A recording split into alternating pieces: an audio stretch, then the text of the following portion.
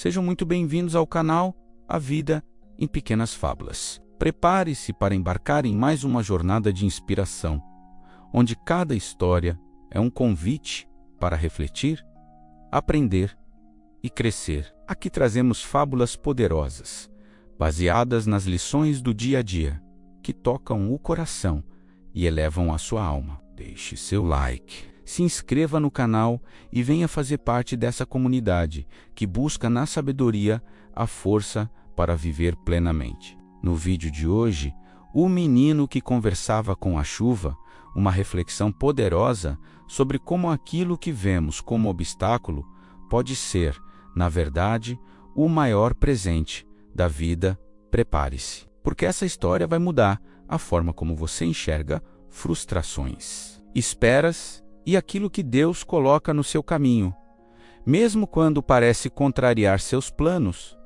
No pequeno vilarejo cercado por montanhas verdes e riachos que serpenteavam como fios de cristal, vivia um menino chamado Elias. Ele era conhecido por todos por causa de um hábito curioso que intrigava adultos e crianças. Ele conversava com a chuva. Sempre que o céu fechava e as primeiras gotas caíam, Elias corria para fora de casa, levantava o rosto para o alto e começava a falar com a chuva como se estivesse diante de um velho amigo. Chuva, por favor, só hoje. Deixa o sol aparecer para eu brincar, dizia ele, com a inocência pura de quem ainda acredita que o mundo inteiro se move para atender suas vontades. A mãe, observando pela janela, sorria com ternura, embora percebesse que o menino carregava uma frustração que só aumentava cada vez que suas súplicas eram ignoradas pelo céu cinzento. Para Elias, a chuva era uma espécie de inimiga.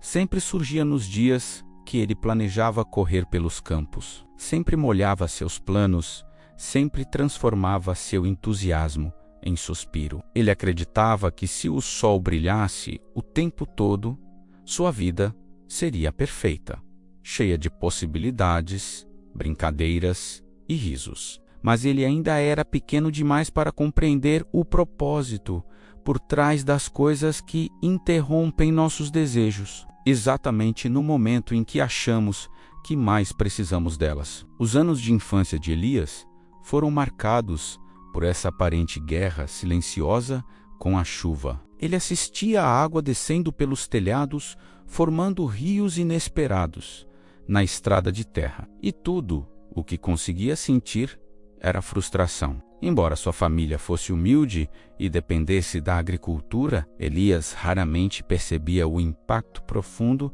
que aquela chuva causava além dos limites do seu próprio mundo. Na mente do menino, a chuva era apenas um obstáculo para sua diversão, um ladrão de tardes ensolaradas, um visitante inconveniente que nunca batia na porta antes de entrar. Ele se lembrava das conversas com sua avó, que dizia com sabedoria: "Meu filho, o que molha seu dia hoje é o que faz o amanhã florescer." Elias ouvia, mas não entendia. Crianças, afinal, desejam o agora. O depois sempre parece distante demais para ter importância. Assim, ele continuava a correr para fora de casa, insistindo em falar com o céu, pedindo que as nuvens fossem embora, acreditando que se pedisse com força suficiente, tudo mudaria. Porém, o céu nunca respondia como ele queria, e Elias, sem perceber, começava a carregar um sentimento crescente de injustiça, como se a vida estivesse sempre um passo fora de suas mãos. Quando Elias se tornou adolescente, algo dentro dele mudou, mas não para melhor. As conversas com a chuva cessaram. Em vez de palavras, agora vinham olhares de impaciência, reclamações baixas e um ressentimento silencioso. Ele já não corria para o quintal pedindo sol, apenas esperava pela próxima frustração, certo de que ela viria. Aos poucos, começou a olhar para o céu da mesma forma que olhava para os desafios da vida, como barreiras criadas especialmente para atrapalhá-lo. E assim, Sempre que a chuva aparecia, seja nos períodos de plantio, seja nos dias em que precisava ajudar a família no campo, Elias deixava escapar aquela sensação antiga de que ela existia apenas para contrariá-lo. O pai tentava explicar que sem ela nada nasceria.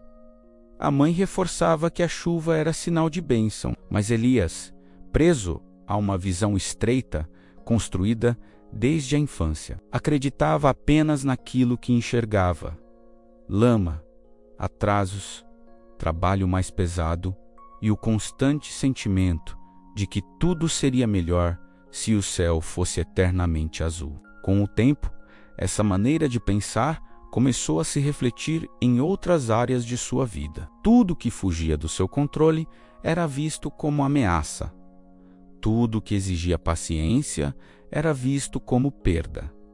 E tudo que parecia difícil era interpretado como injusto. Elias crescia por fora, mas por dentro ainda era um menino que queria escolher o clima, a hora e o rumo da vida. Mas o destino, sábio em suas voltas silenciosas, preparou o momento exato em que Elias finalmente enfrentaria a verdade que evitou durante anos. Foi numa tarde de verão, quando o vilarejo atravessava um período de seca inesperada. O calor era tão intenso que as folhas das árvores pareciam desfalecer antes mesmo de tocar o chão. O solo, antes fértil, começava a rachar. O rio que abastecia a comunidade estava tão baixo que deixava à mostra pedras antes escondidas sob a correnteza. Os agricultores, preocupados, levantavam os olhos todos os dias à procura de sinais de chuva. Elias,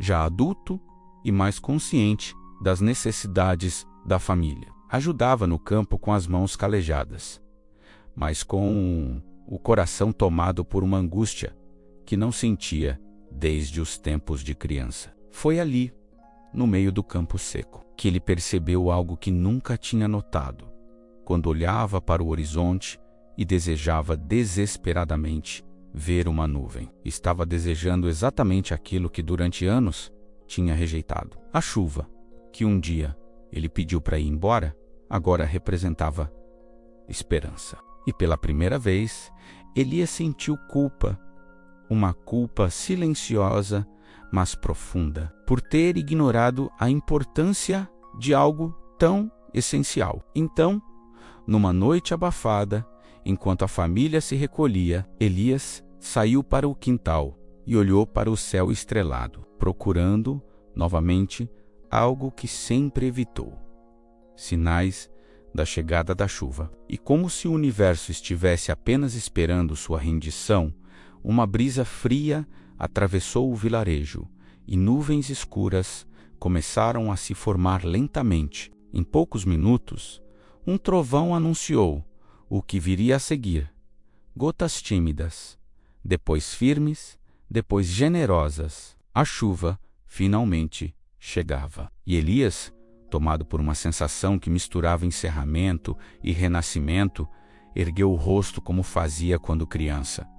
Mas desta vez não pediu que a chuva fosse embora. Em vez disso, agradeceu. Agradeceu pelas sementes que viveriam, pelo alimento que cresceria, pela esperança que renasceria, e por compreender, talvez pela primeira vez, que nem tudo que incomoda é inimigo. Ele sentiu a água escorrendo pelo rosto como se lavasse não apenas seu suor, mas anos de impaciência, teimosia e incompreensão. A cada gota que tocava o chão, Elias percebia que a vida muitas vezes nos educa sem dizer nada, e que o tempo é o professor que transforma um incômodo de hoje em sabedoria para amanhã. E assim, enquanto a chuva alimentava a terra seca e devolvia a vida ao campo, Elias compreendeu a moral que sempre esteve diante dele, mas que só agora sua maturidade